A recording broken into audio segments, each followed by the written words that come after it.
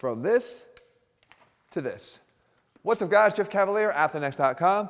So how did Jesse build up his arms from this little skinny Jesse? The first thing he did was this, a little bit more flexing. The more you do this, the more that mind-muscle connection you develop, that allows you to get more out of every exercise that you do. I want you to learn how to do this to the point of flexion discomfort, right? When you're doing this, can you actually get a cramp to occur in the biceps? When you contract your triceps, can you get a cramp by getting that arm back behind your body? If you do, it's a good sign that you're building the necessary connection to get the most out of your exercises. That said, there is a limit. As you're flexing the arm, you want to build that contraction over a maximum of 6 seconds. Because beyond that point, you start to fatigue to the point where you really can't effectively recruit motor units to the contraction anymore, and the purpose of this is no longer serving you. In order to build a better mind-muscle connection, try to contract that as hard as you can progressively over those 6 seconds. Are you enjoying this? I'm loving this. Progressively over 6 seconds, and when you get to 6 seconds, you stop. How many times do you do this throughout the day? Honestly, endless amounts of times as a beginner. The more you do this, the more effective you're going to be at recruiting these muscles to what you're trying to do. And at the same time, please just be a little bit more discreet than him. You don't have to do this in the gym. The next thing that I had to make sure that Jesse wasn't doing and that you aren't doing is what I call the hallmark cheat on a curl.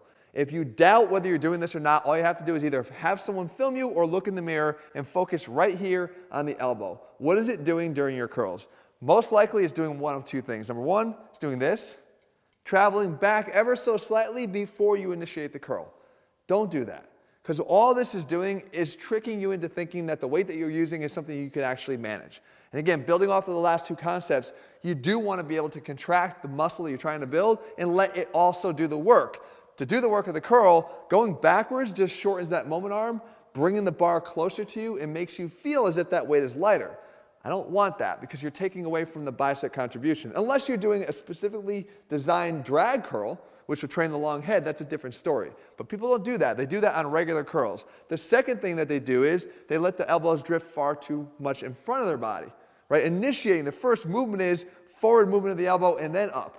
And again, this is very nuanced because when you do curl, I'm okay with getting some elevation of the bar at the top because we know that shoulder flexion is one of the components of a properly executed barbell curl.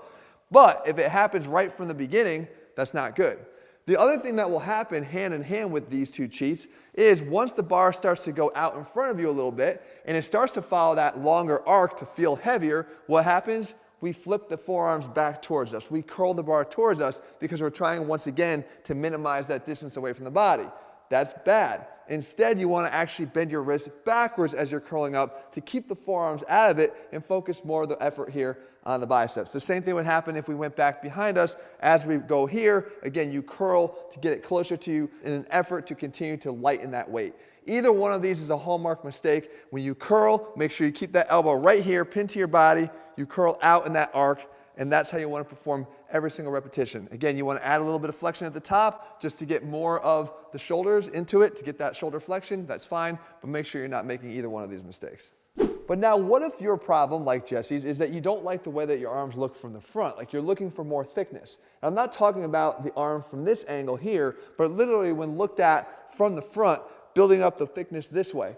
Well, here you have to start focusing on the brachialis, which is the muscle that lies underneath here. The issue is that a lot of times when people do training for the brachialis, they get the other muscles that fatigue first, like the brachioradialis. Jesse instead was instructed to do this exercise here, which was the cable curl. Now, the cable hammer curl is going to overcome some of the issues that we have with the traditional version of the exercise. See, when I do this exercise here and I start to pick up the dumbbell, the brachioradialis is doing a lot of the work in the initial portion of the range of motion. That is a weaker muscle than the brachialis and one that will likely fatigue and cause you to feel like I can't ever feel the upper brachialis working. All I feel is this getting tired. So if you do this instead with cables, we've set it up in a way where the resistance is going to be a little bit lower in the bottom here because the cable is perpendicular to the forearm, but as he starts to curl, it's perpendicular to his forearm at the top, making this exercise most challenging from the neutral position, exactly where we want it to be on the brachialis at the top of the exercise. So if you are struggling to build some of that upper arm thickness, the best thing you can do is to start incorporating some of these same cable hammer curls into your workout routine, and I promise you, you'll start to build up that thickness just like Jesse did. Now, building upon the progress that Jesse made, we had to make sure we continue to build upon the foundation that he built, which means that you got to keep progressing. And a lot of times what I think people do is, A, they forget to keep doing chin-ups because that's one of the best biceps exercises you can do if you do them the way I'm going to show you here. And the second thing is you got to keep progressing on loading this exercise. A lot of times people don't, but Jesse knows you should start adding some weight. And I think once you get to the point where you could do even 10 good repetitions of a chin-up, then start adding weight, even if it knocks you back down quite a bit, and build up from there, because this is how you can make this a real bicep builder. Now the point, like I said before, is you don't do it exactly like you do a chin-up that you're doing to try to build your lats. In that case, you'd be staying nice and close to the bar. But what does staying close to the bar do, besides incorporate the lats? It makes it a little easier for the biceps for the same reason that keeping that bar close to your body does. So what I want you to do is not go up as high, but most importantly, maintain distance of your body to your wrists. Keep space away from there, right to there, so that you're basically trying to end in this flexed bicep position. Now, again, this is still even challenging. This is a 25-pound plate for Jesse, but he can overload the exercise much more quickly, get to the point where he reaches failure at around 6, 7, or 8 reps, and know that he's given a good exercise choice to keep building those biceps up, and you should do the same thing.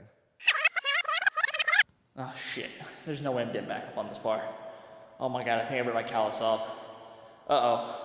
I think I have to poop. Oh, Jeff, hurry up! Hurry up! And now we turn our attention to the triceps and turn back the clock just a little bit to an exercise that's been long ago forgotten, and we need to bring it back. And we're talking about the bench dip. You see, this is an exercise that helps Jesse also to build up the width of the arms. So if you're also having a problem with that arm width, you're going to want to make sure you go back to doing this long ago forgotten exercise. The thing that's good about this movement is it gets that long head in that fully contracted position with your arm back behind the body. But when you're doing it, you want to make sure that you're doing two things. Number one, overloading it if possible. The way to overload it is you take a little plate that's on the bench right next to you, you put it on your lap like this, you put your feet out on another bench, or in this case, a plyo box, and then you allow yourself to drop down and do the repetitions. That being said, the hand placement is really important here too, because if you want to do this exercise safely, probably some of the reason why people stop doing it is because what it did to your shoulders. You want to have your hands turned out instead of facing directly towards me. That will actually open up the shoulders a little bit and make the exercise much safer. One last thing, the arc that you follow when you do the exercise is not just straight down and up, but it's down at an angle, down and forward, up and back. If you do the exercise this way, you'll keep your shoulders safe, and most of all, you'll get those triceps growing once again. But when building bigger triceps is your goal, and especially wider, thicker triceps, then it can't just be about the contracted position of the long head. We also want to make sure that we're putting it in that stretch position. So a lot of time was spent in these stretch position exercises. So my biggest advice that I gave Jesse and I would give you is why not just turn some of the repetitions that you do on these sets into 1.5 reps? Meaning, don't just go up and down like Jesse's doing here, but find a way to prolong that stretch a little bit more by going down all the way, up halfway, down again, so you're getting an additional stretch rep on every single one. If you're having a hard time building your arms, I promise you, it's such an easy tweak, and all it takes is just a little extra time on each set, but that time is well worth it. So Jesse was a little bit concerned to show this one, and maybe you out there would too, because it involves an exercise that a lot of people hate, but shouldn't, because it still has merit, and we're talking about the tricep kickback. And I understand the limitations of the exercise. People say that when you do it with a dumbbell, then there's really no resistance in the first half of the exercise, and when you get to the top, you're really not biomechanically leveraged to do the exercise right.